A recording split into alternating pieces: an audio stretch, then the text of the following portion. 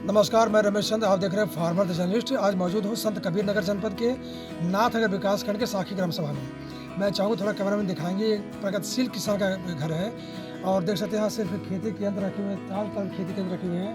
मैं चाहूँगा बात दिखाएंगे, वहाँ मशीन रखी जैसे धान की कटाई उटाई होती है। हर तरफ ये किसी से संबंधित ही सामान आपको यहाँ मिलेंगे।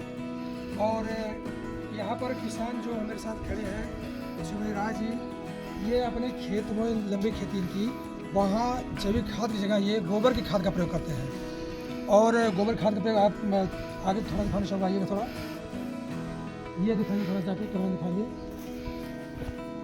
ये देख सकते हैं यहाँ सिर्फ गोबर की खेती। ये गोबर यहाँ इकट्ठा करते हैं, यहाँ इकट्ठा करने के बाद इसको जाते हैं खेतों में डालते हैं। आइए पूछते हैं कि कैसे क्या करते हैं। जैविक खेती करते हैं, लेकिन ये नहीं डालते हैं ऐसा। नमस्कार, फार्मर जर्नलिस्ट साहब का स्वागत है। ये बताइए, इस ज़माने में लोग जैविक खाद डालते हैं खेतों में, लेकिन आप गोबर की खाद डालते हैं, कैसे? गोबर की खाद, गोबर सुलभ हो जाता है हमको। हम लोग किसान आदमी हैं, यहाँ जानवर लोग अच्छे संख्या में पालते हैं, तो गोबर की खाद हमको सुलभ हो जाती है।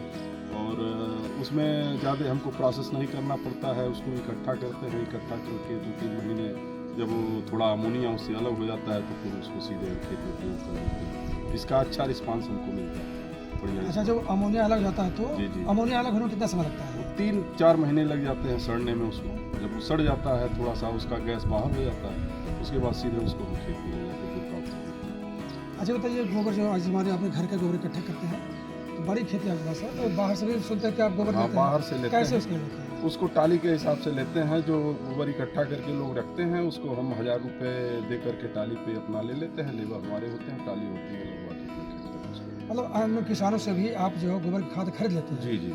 खरीद के अपने यूज में लाते हैं जी। फिर कैसे, मान लीजिए 1 बीघे खेती आप कर रहे हैं, तो उसमें कितना डालते हैं, क्या मानक है? अब उसमें मानक करीब 2.5 टाली के लगभग 1 बीघे में हम डालते हैं, तो उतना पर्याप्त हो जाता है।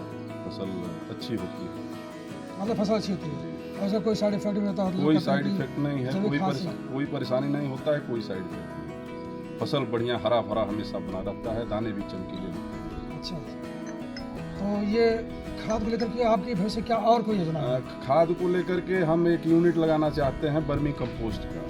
उसमें केचुआ डालेंगे, गोबर से ही वो खाद तैयार होती है, लेकिन उसका थोड़ा सा उसमें कई तत्व और एक्स्ट्रा उसमें मिल जाते हैं हमको, पोषक तत्व जो हमारे फसल को अच्छी तरह से ग्रोथ देने में सहायक है। तो ये मन में विचार कैसे है कि गोबर की खाद से ही खेती की जाए, जैविक खाद छोड़ दिया जाए?